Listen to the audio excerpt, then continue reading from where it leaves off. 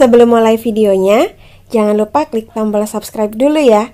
Terima kasih.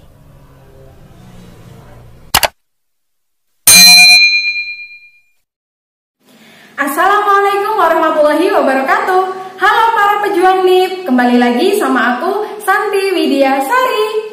Di video kali ini aku akan membahas tentang daftar dokumen persyaratan pemberkasan CPNS yang bisa kita cicil mulai dari sekarang sambil menunggu pengumuman, dan yang tidak bisa kita cicil sekarang alias harus kita kerjakan setelah pengumuman itu dirilis. Nah, apa saja dokumen yang bisa dikerjakan dari sekarang? Buat kalian yang penasaran, stay tune terus dan tonton videonya sampai habis ya. Jangan di skip agar tidak miss informasi. Tapi sebelum itu, seperti biasanya, jangan lupa klik tombol subscribe ya, supaya teman-teman selalu update informasi-informasi penting yang akan aku bagikan di video-video aku yang selanjutnya. Jadi klik tombol subscribe sekarang juga ya. Terima kasih. Nah, langsung saja kita bahas teman-teman. Nah, buat teman-teman yang sudah lolos SKD dan kemarin sudah melaksanakan tes SKB, aku ucapkan selamat sudah berjalan sejauh ini. Dan pasti teman-teman juga sudah menghitung nilai teman-teman dibandingkan dengan pesaing teman-teman di formasi yang sama yang kalian lamar. Nah, tapi buat kalian yang belum, teman-teman bisa cek video aku cara menghitung integrasi nilai SKD dan SKB. Teman-teman bisa klik di link pojok kanan atas, aku sertakan di sana, dan teman-teman bisa menghitung poin teman-teman dibandingkan dengan pesaingnya, sehingga teman-teman bisa tahu kira-kira peluang lolosnya seberapa besar. Nah, buat teman-teman yang ada di peringkat 1, teman-teman tentunya sudah harus menyiapkan untuk pemberkasan, karena nanti setelah pengumuman hasil integrasi SKD dan SKB itu keluar dari instansi teman-teman masing-masing, maka selanjutnya teman-teman akan melaksanakan tahap pemberkasan. Nah, biasanya pada saat teman-teman menerima hasil pengumuman resmi dari instansi masing-masing terkait dengan pengumuman integrasi nilai SKD dan SKB itu, biasanya itu bersamaan dengan pengumuman pemberkasan dan daftar dokumen apa saja yang harus teman-teman bawa pada saat pemberkasan. Nah, tapi biasanya jarak antara pengumuman dan pemberkasan ini tidak lama teman-teman. Pengalaman aku tahun lalu itu hanya terpaut 2 minggu. Jadi kita hanya punya waktu 2 minggu untuk mengurus semua dokumen yang diminta oleh instansi kita. Nah, dulu itu aku pengumuman integrasi nilai SKD dan SKB itu pada tanggal 2 Januari 2019. Dan aku pemberkasan pada tanggal 15 Januari 2019. At least aku cuma punya waktu 2 minggu untuk mengurus semua dokumen itu tadi. Nah, mungkin buat teman-teman ada yang berpikir, kan 2 minggu itu lama gitu. Nah, kalau yang diurus itu 1 atau 2 dokumen, mungkin 2 minggu itu cukup lama gitu teman-teman. Tapi di sini dokumen yang akan kita urus itu ada banyak. Jadi 2 minggu itu terasa sangat singkat sekali teman-teman. Jadi menurut aku, teman-teman silahkan dipersiapkan dokumen-dokumen yang bisa dicicil mulai dari sekarang. Nah, buat teman-teman semua yang penasaran apa sih dokumen yang bisa kita siapkan dari sekarang atau bisa kita cicil, langsung saja kita bahas. Nah, tapi sebelumnya aku membahas di sini ini berdasarkan milik aku tahun lalu ketika aku pemberkasan CPNS tahun 2019 lalu di lingkungan Pemprov Jawa Timur. Kemungkinan teman-teman mungkin bisa sama atau mungkin juga bisa sedikit berbeda karena tergantung dari instansi masing-masing. Maka nanti teman-teman tetap ikuti yang dari instansinya masing-masing. Ini hanya sebagai bahan informasi buat teman-teman supaya teman-teman lebih siap gitu. Nah, di sini akan kita bahas satu per satu. Langsung saja kita mulai.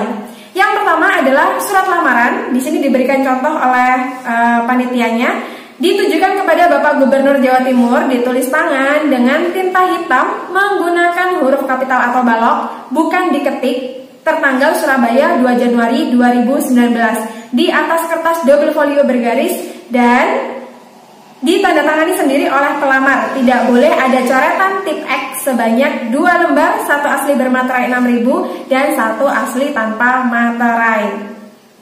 Nah, untuk dokumen yang pertama ini aku sarankan teman-teman membuat setelah pengumuman resmi resmi dikeluarkan oleh instansi teman-teman.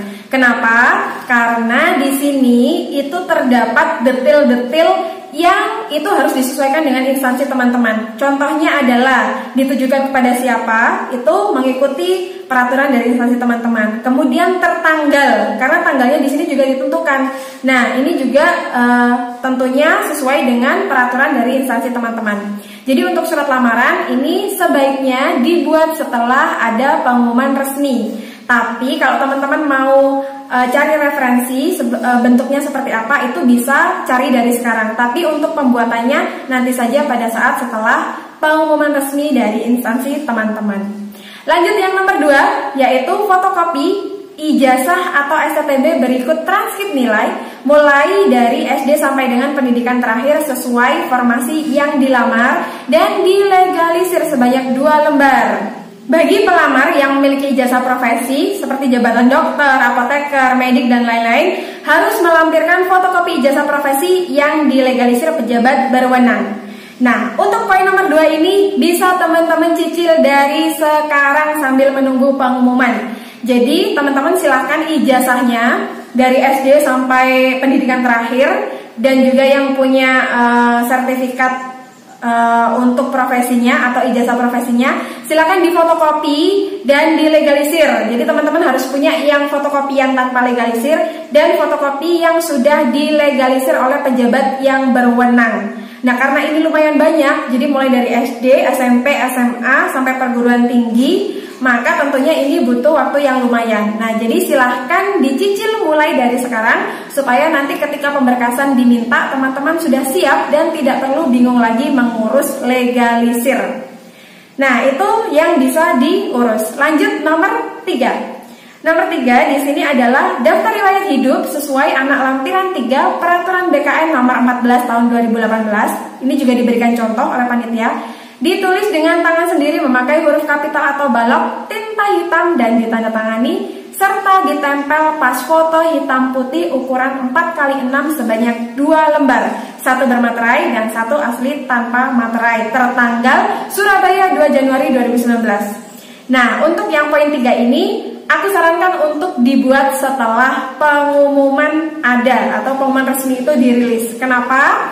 Karena detailnya ada banyak, termasuk tanggalnya tadi juga disertakan. Nah, ini tentunya mengikuti instansi dari yang teman-teman lamar. Jadi dibuatnya setelah nanti ada pengumuman resmi.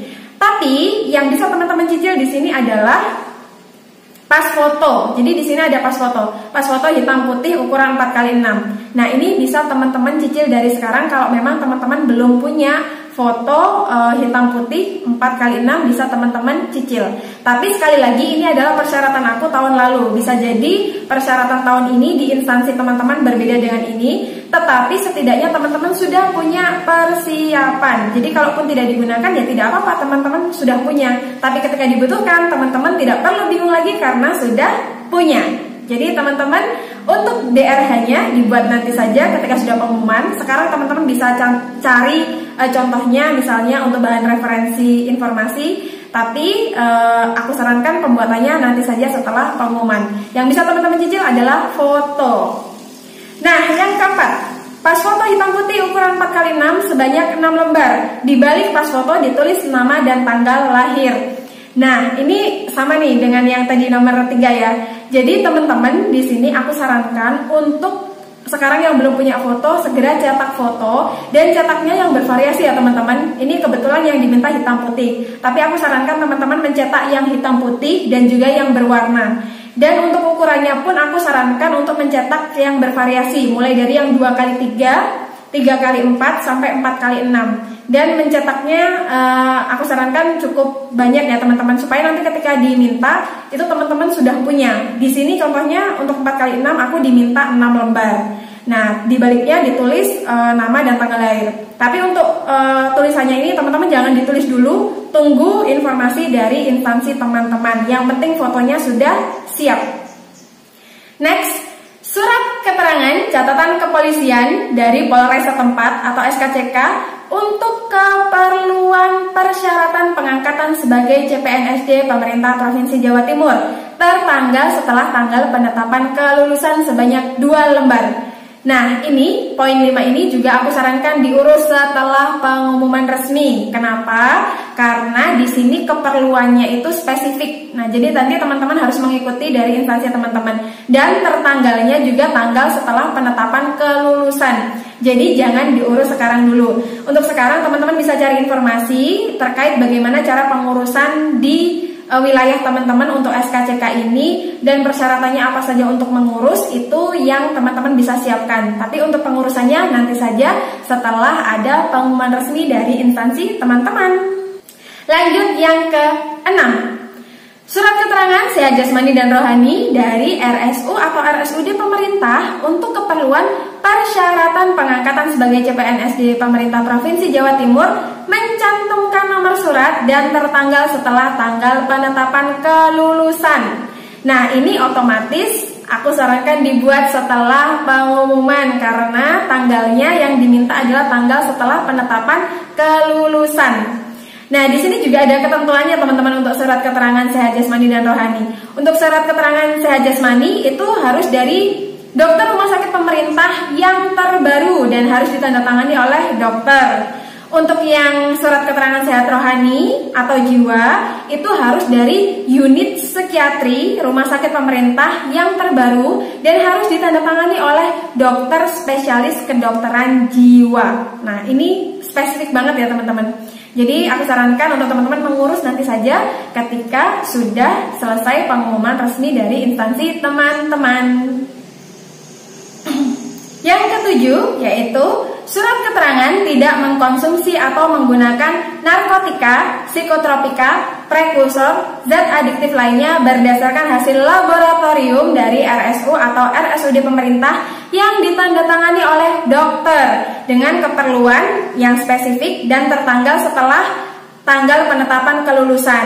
Dan zat adiktif yang diujikan juga di sini ditentukan. Jadi menurut aku untuk yang nomor 7 juga diurus setelah ada pengumuman resmi dari instansi teman-teman. Tapi yang bisa dilakukan sekarang adalah teman-teman bisa mencari informasi terkait dengan rumah sakit umum atau rumah sakit umum daerah di tempat teman-teman yang lengkap untuk tes kesehatannya dan juga bebas nafsanya dan juga biayanya. Karena tahun lalu pengalaman aku biayanya cukup lumayan ya teman-teman untuk mengurus surat kesehatan 3 ini. Jadi silakan teman-teman cari informasi di wilayah teman-teman masing-masing. Kira-kira rumah sakit yang affordable untuk mengurus surat kesehatan ini di mana dan yang bisa punya kelengkapan seperti ini tuh di mana. Nah, silakan teman-teman cari informasinya, tapi mengurusnya nanti saja setelah ada pengumuman resmi dari instansi teman-teman. Lanjut ke nomor 8 yaitu surat pernyataan sesuai anak lampiran 4 Peraturan BKN nomor 14 tahun 2018 diberikan format contoh juga dari panitia yang di sini diminta untuk 2 lembar, 1 asli bermaterai dan 1 asli tanpa materai. Ini juga aku sarankan dibuat nanti saja setelah pengumuman agar formatnya sama dengan instansi yang teman-teman lamar. Yang ke-9 adalah surat pernyataan bersedia tidak pindah kerja selama 10 tahun juga diberikan formatnya oleh panitia. Dan ini diminta juga sebanyak 2 lembar, 1 asli bermaterai dan 1 asli tanpa materai. Nah, ini juga dibuat nanti saja ketika sudah pengumuman resmi keluar. Yang bisa teman-teman siapkan sekarang adalah materainya. Jadi di sini tadi butuh beberapa materai, teman-teman bisa cicil beli materainya sekarang. Tapi untuk pembuatannya nanti saja setelah pengumuman. Yang nomor 10 yaitu kartu tanda penduduk atau KTP yang masih berlaku atau surat keterangan telah melakukan perekaman KTP elektronik dari Dukcapil. Nah, teman-teman perlu menyiapkan KTP. Ini bisa dipersiapkan dari sekarang teman-teman. Silakan dipersiapkan KTP-nya. Kalau bisa juga sudah difotokopi. Jadi teman-teman punya cadangan dokumennya. Dan bagi yang belum punya KTP atau sudah mengurus tapi belum keluar KTP-nya, bisa diurus surat keterangannya. Jadi nanti ketika dibutuhkan teman-teman tidak perlu bingung lagi karena sudah siap. Yang ke-11 yaitu fotokopi tanda peserta ujian sebanyak 2 lembar. Nah, ketika teman-teman tes SKD dan SKB itu teman-teman ada kartu peserta ujian. Nah, itu diminta untuk difotokopi sebanyak 2 lembar. Nah, buat kamu yang mungkin lupa ditaruh di mana, segera dicari ya, karena ini akan nanti diminta pada saat pemberkasan. Silakan dicari dari sekarang. Nah, yang nomor 13 yaitu sertifikat pendidik nomor 12 dulu. Nomor 12 yaitu surat tanda registrasi atau STR sesuai dengan keahliannya untuk tenaga kesehatan dilegalisir pejabat yang berwenang. Nah, ini juga bisa diurus dari sekarang. Buat kamu yang melamar tenaga kesehatan, bisa mengurus legalisir STR-nya dari sekarang. Yang ke-14, surat atau sertifikat pendidik untuk tenaga guru dilegalisir pejabat yang berwenang. Nah, kalau tadi untuk tenaga kesehatan, kali ini untuk guru. Buat kalian yang mendaftar di jabatan guru dan kalian punya sertifikat pendidik, silahkan dilegalisir dari sekarang supaya nanti sudah tidak perlu pusing-pusing lagi karena sudah punya legalisirnya.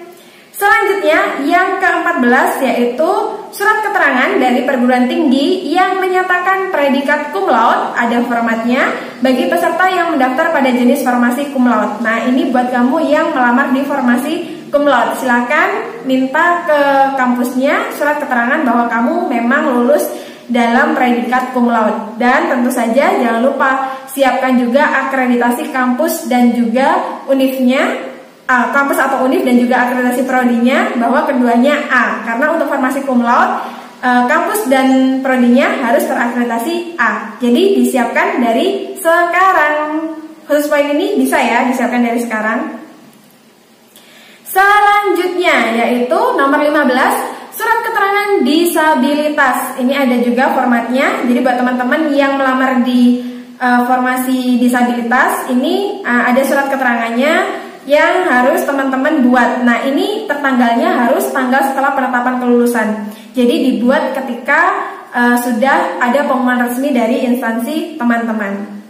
Yang ke-16 adalah peserta yang dinyatakan lulus tetapi tidak memenuhi atau tidak melengkapi persyaratan sampai dengan batas waktu yang ditentukan, maka akan dinyatakan mengundurkan diri.